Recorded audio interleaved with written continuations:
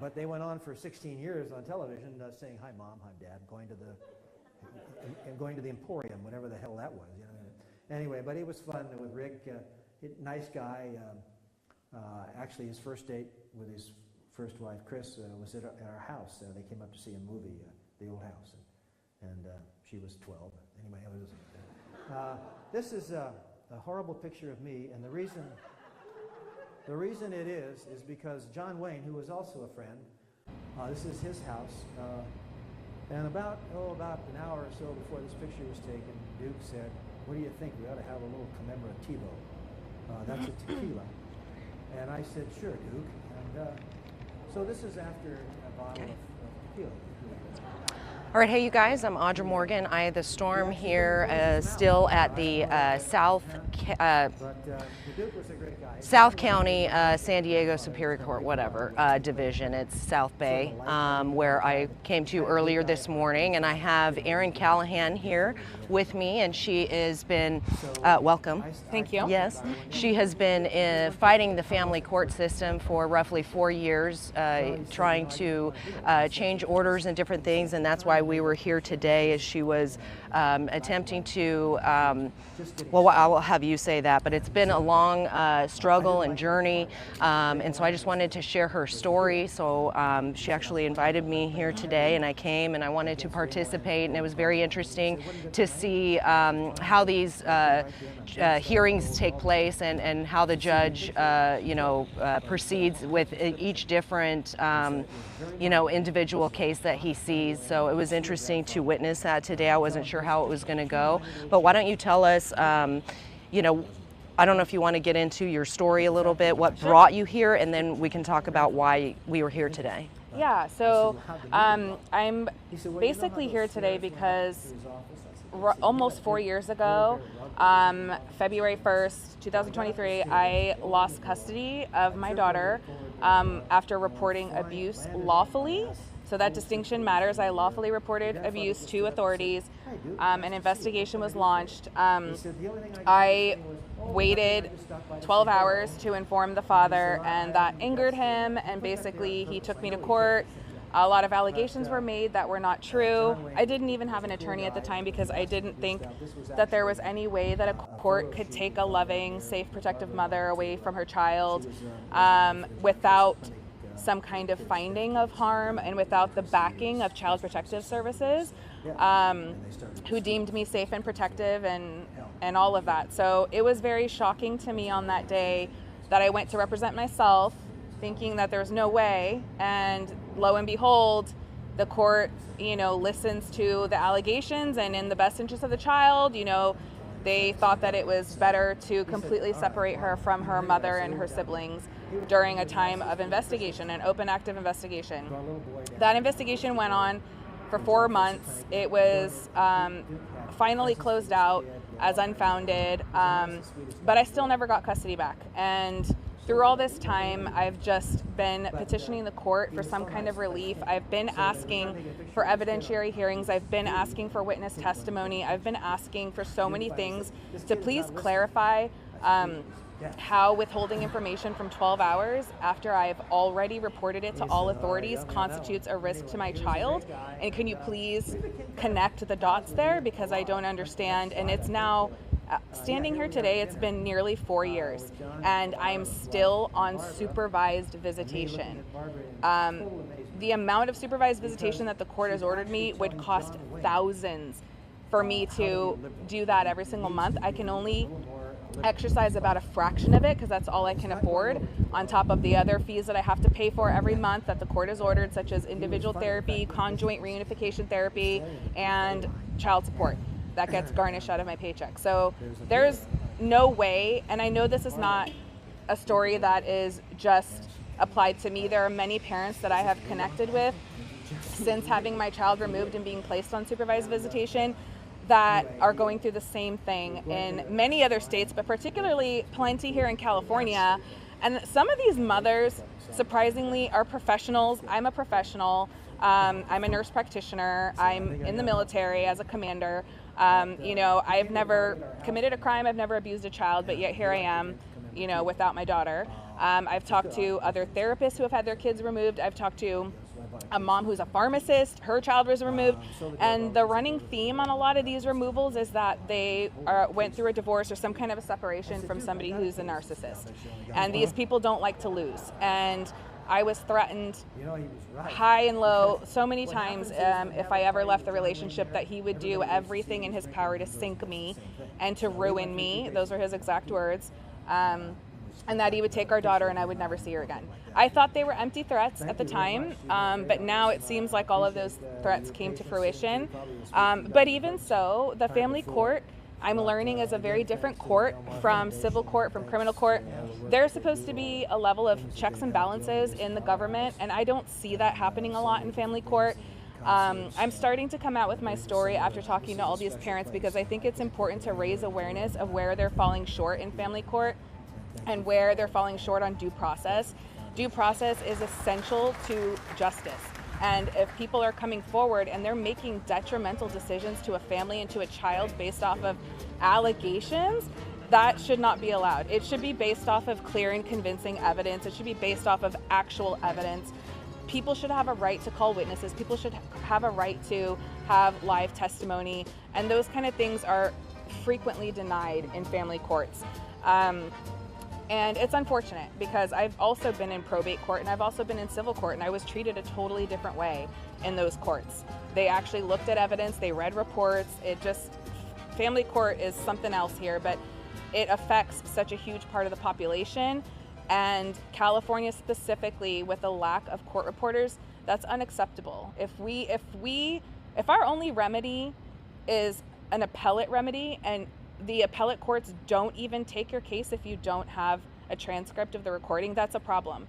We should have that. It should be a bare minimum that all of these hearings are reported and that we have access to those transcripts. And what we're hearing now is that court reporters, there's a shortage, they're not available, and so self-represented litigants are at a loss. We have to hire our own to the tune of sometimes $1,000 a day. And that would leave a lot of low income and vulnerable people, especially domestic violence victims and things like that. That puts them in a very dangerous situation. And then again, you don't have a remedy when things go wrong. Mm-hmm. So my decision here today was basically to file a motion to try to get off supervised visits. So many times I've filed motions in this case over the course of 4 years. As you can imagine, any parent who gets their child taken away from them in a wrongful way, who wouldn't fight for their child? Who wouldn't be at this courthouse every single day filing motions to get their kid back?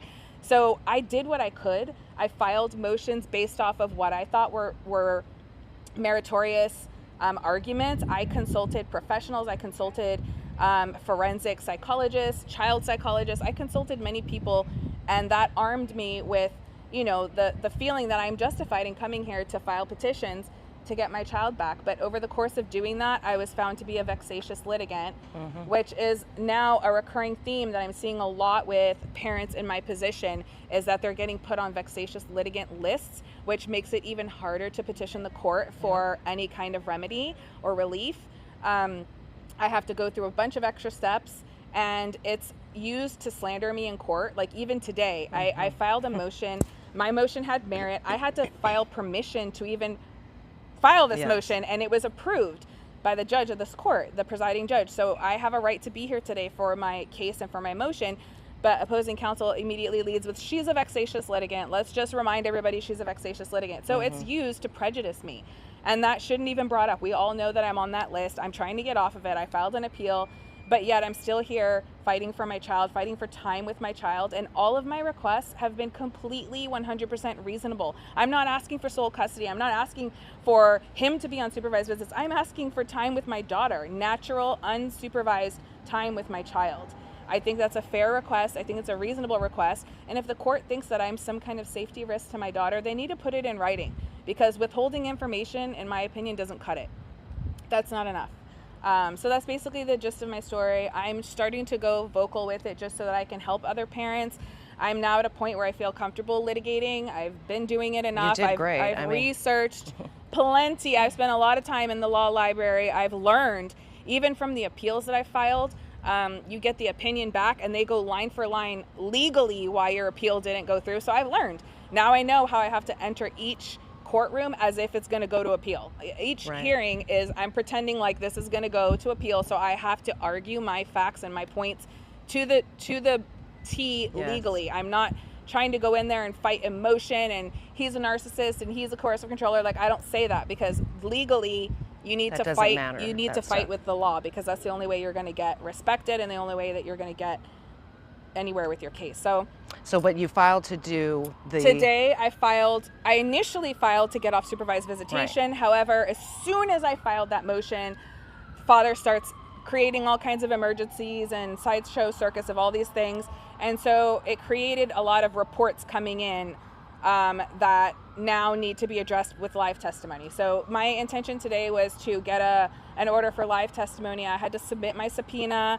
I had to do all the things, and I wasn't sure going in today if I was going to be granted a continuance for an evidentiary hearing for live testimony. But because of my last appellate case, I knew exactly which points I had to hit to make it legally stick, and the judge found that I hit those points correctly. I hired a court reporter, so she was there recording everything that was coming out of everybody's mouth, and I think that helped my case. So I hit the specific 5 points, and you can't argue that.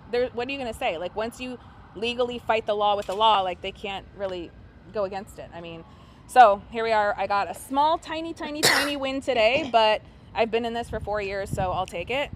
So I appreciate you coming out. Yes. Sometimes it's good to just have some kind of support there. Like, people 100%. Don't understand unless you're in it, like, what it feels like. It feels like you're on trial for murder or something. Like, that's what I feel like I'm walking into, like, just being prepared for all the slander that's coming against me. I'm just prepared for, all those things. So it helps to have some support. So I appreciate it. Yes. I mean, thank you for, I look forward to continuing this. So on November 5th, you will be back here at 1:30, so we will continue to cover this story. But I just wanted to say you should be very proud of yourself, because you did a fantastic job.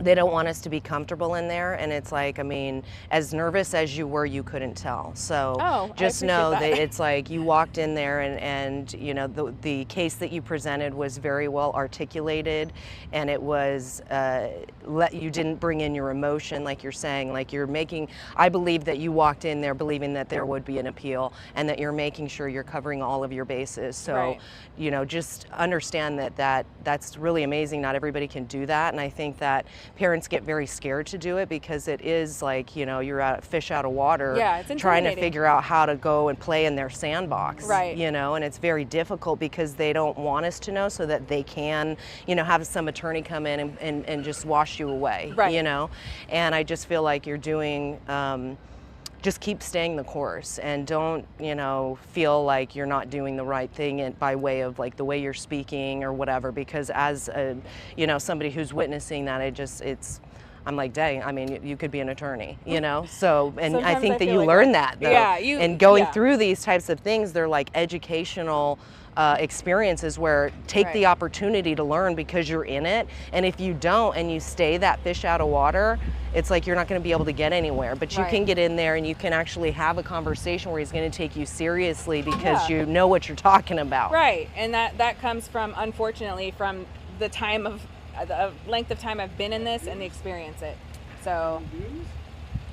Yes. So I appreciate it. Yeah. And so, is there anything else you'd like to share? Do you want to share with people, like how they could follow you? Yes, I actually or support you. I would love to have people support on my TikTok handle is Mother Unsilenced. So at Mother Unsilenced, you'll find me there. I also have the same on Facebook and Instagram. Again, since I'm local to Southern California, I really appreciate other parents reaching out to me. We talk frequently and support each other. I'm here to help anybody else that needs help, and we're here to help each other and to make some kind of progress. I've also reached out to senators in California. I've reached out to Senator Susan Rubio's office a couple times, because they write the domestic violence legislation for California. And I will end with, California has some of the best legislation for domestic violence in the entire country, but unfortunately that doesn't trickle down to the courthouses. So there's still more work to be done, and that's why I think the more and more we talk about it and raise awareness, the more and more parents can come together, and we can just ensure that the legislation is followed the way it was intended. Yeah, amen to that. So Yeah. is there what, I mean, is there outside of that how people could support you? Do you have any kind of donation or? I Not don't yet. know. Okay. I if I get to the point where they allow a 7:30 eval or a custody evaluation, that will cost money, and I will at that point come out, and ask. But right now, no, I'm not at that point yet. So I think just resources. I always tell people, if you want to support, like, send me resources. If you hear a case or see a case or something is new on coercive control, on supervised visits, on vexatious litigation, on family court, anything that you see come down, let's share it with each other. Send it to me, because it can only help us all, you know? Yeah. So that's the kind of support I appreciate now. Absolutely. Well, Yeah. and what other like words would you like to leave with a parent that may not be sure how, like, if they want to represent themselves, or just any words that you feel would be Yeah. encouraging to somebody listening? It's terrifying. The first time that you go, it is scary, but you definitely learn as you go. And I really suggest to just research. There's a lot of software out there that you can research how to prepare a case, how to prepare a declaration. You know, look for any obstacles, any issues that you might have to overcome in trial. Have it all printed out. That way, when you get there, all you have to do is just kind of read. And if you need support, there are advocates out there that will come sit with you in a court hearing. They will help you. There's plenty of support out there, but you just have to cross that threshold and just do it.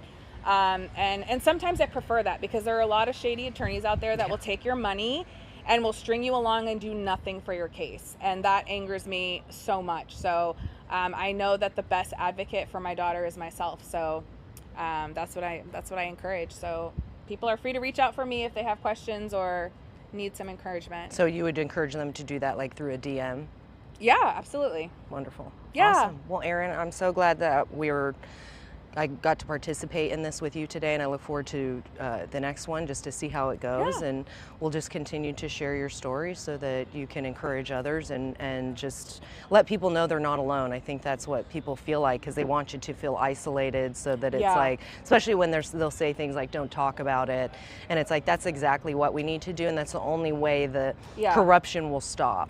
Yeah, I'm very careful about how I talk about my case, and I will put this out there because I've seen a lot of stuff on social media where people share a little bit too much. I think that can be dangerous. I prefer to keep things very, very generic. I don't use names, you know, because that could go against you. And I think you can still get the message out and still support people and still advocate for the cause and raise awareness without getting into the nitty-gritty of names of people and things like that. So be careful, especially when there's children involved. So that would be another piece of advice from me. Well, wonderful. All right. Well, Thank thank you you. guys for joining us, and I look forward to sharing the rest of this story as it continues to unfold with you guys. So stay tuned for November 5th at 1:30, when we'll be back here to see what happens. And that'll be interesting, because you're going to be talking with the therapist, so that's going to be bringing information that is going to be pertinent and paramount to your daughter's well-being. Absolutely. I look forward to seeing what happens there. So yeah, hope everybody has a great rest of your Friday. Stay tuned and stay classy, San Diego. It's never a dull moment. God bless you guys. Take care. Bye.